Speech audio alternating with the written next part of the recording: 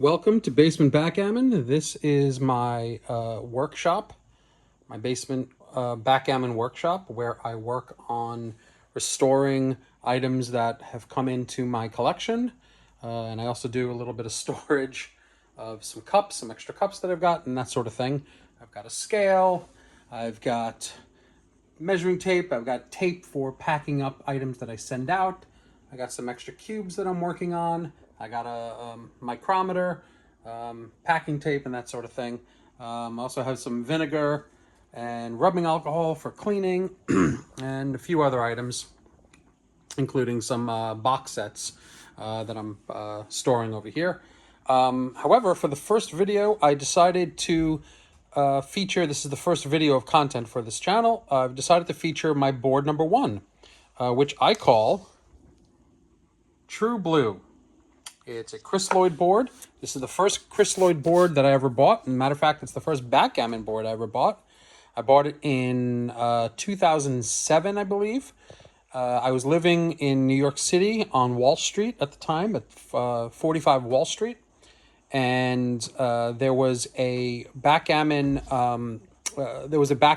group that used to meet. A bunch of chess hustlers and backgammon hustlers would meet across the street at 60 Wall Street in the winter months, because there was an indoor atrium there, still is, at the Deutsche Bank building. And I would go there, and I learned backgammon from these backgammon hustlers, who were kind enough to play me for $2 and $3 a point, knowing how weak of a player I was at the time. And this is the board that they used. They generally used Crisloid boards, either tabletop boards, which were provided for them by the guy who ran the group, or they had their own Crisloid boards. And I always thought of this board, the Crisloid board, as being kind of the true workhorse of the everyday working day backgammon player.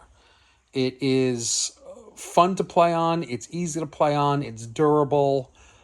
Even when the cork inside pits, it gives the whole board some character, as if it's gone through something.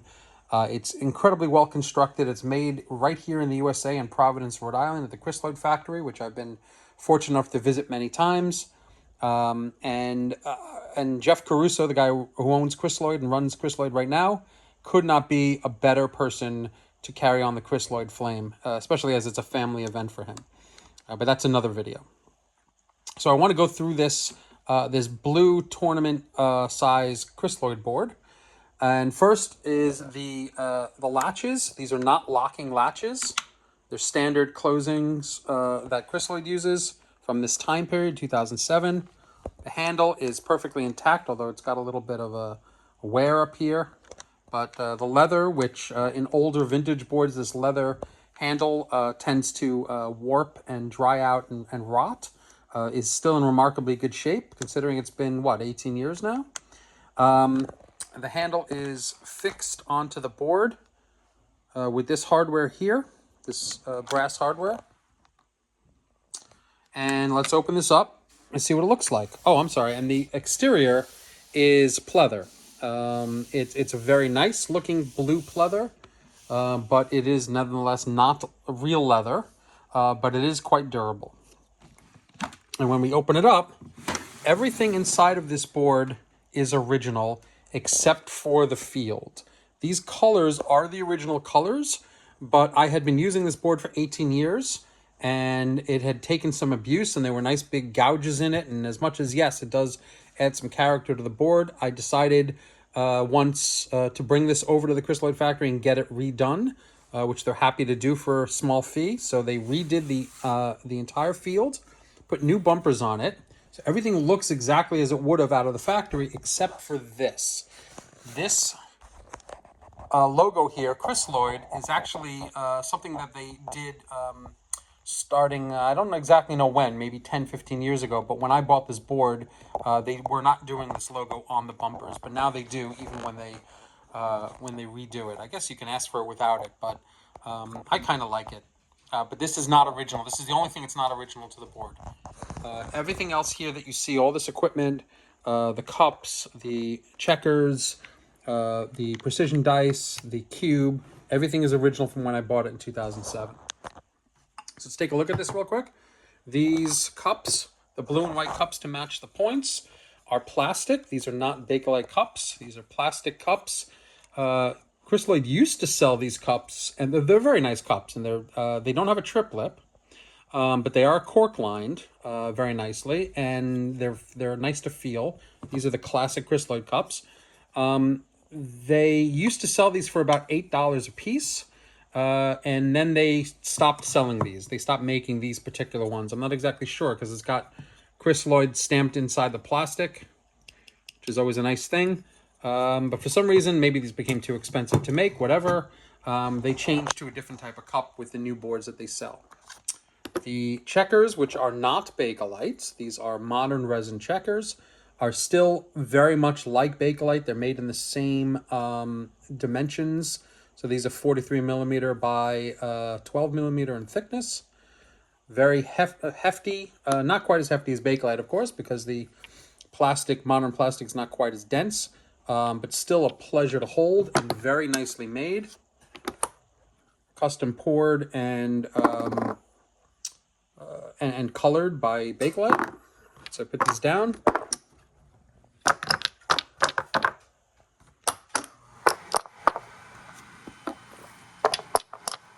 I'm probably sure you guys heard my heat just go off in my basement. It's one of the pleasures. There's my boiler right there with the heat going off. One of the pleasures of doing this from your basement. And the white checkers, as you can see, are they're white and a clear resin. This is a mixture of clear and white. Kind of a yellowish tinge to it. Put these down here, and you get to see what it all looks like. This cube, to me, is the classic doubling cube. It's relatively cheap. I think Coplo Games still sells these for about $8 a piece, plus shipping, which is going to be an additional, but you can get a group of them. They come in blue, white, red, maybe a green, maybe one or two other colors. These are 30 millimeter cubes. They're just great to hold, very brightly painted so you can see them. It's not difficult to see the numbers at all. And these are just great classic cubes. They're made of modern resin. They're not Bakelite. So if you want a Bakelite cube, that's a whole different thing. But in terms of a work-a-day board where you're going to be using this board, 10 hours a day, 12 hours a day trying to make your rent, that's what this cube is for. And then you've got your precision dice, the blue and white precision dice. This is what it looks like all together. Now, the only downside of this board that I have is that Crisloid was still putting the leather over the bar at this time period. They've since taken that off, and then they've got a flat bar. But the leather over the bar was meant to cover up some of the aesthetic issues with the closures. So you have your closures, your hinges. Thank you. Your hinges inside the board, and they stick up a little bit, and you can actually feel that over here.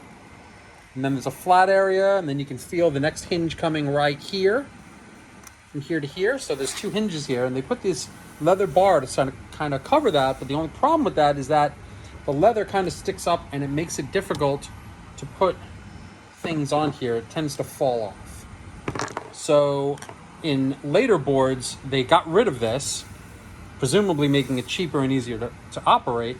And now the bar is flat. And yes, you do have the two hinges sticking up. But most people are not that concerned about that because most of the action happens in the middle of the bar. What I do like also is that, and this is something you should look for on boards, how wide is the bar? The bar is wide enough to cover a checker. This is great. This is the perfect bar width for me because it means that it's less likely that a checker is going to slip off. Now, again, in this case, the leather makes it easier for the checker to slip off like that. But if the leather wasn't here, this bar width would be perfect for that checker. I've used this board as my money board. This is what I take out when I want to win money and when I want to think about that time on Wall Street where I learned how to play backgammon and I tangled with some of the best hustlers in New York City. I saw Victor Ashkenazi play in that place. I saw Falafel play there for money as well, and probably a few other pros whose names I didn't know at the time. So it's been an interesting experience that this board has gone through. This board's seen quite a bit, and I love Crisloid. I think they're a wonderful manufacturer, and they just have such a classic feel to them, these boards. I'll be using this board for the rest of my life. Even if I sell every other board in my collection, this is the one board I'll want buried with me because I learned backgammon on this board. Thanks for watching. If you like it, I guess you're supposed to like and subscribe. I don't know why, but that's what they tell me to do at the end of every video. Tell them like and subscribe. So we want to see more subscribers. I'm going to be creating more content about one board or item a week, maybe a little bit more, depending on how I feel. And I'm going to be coming in from my basement here. So I will see you guys later.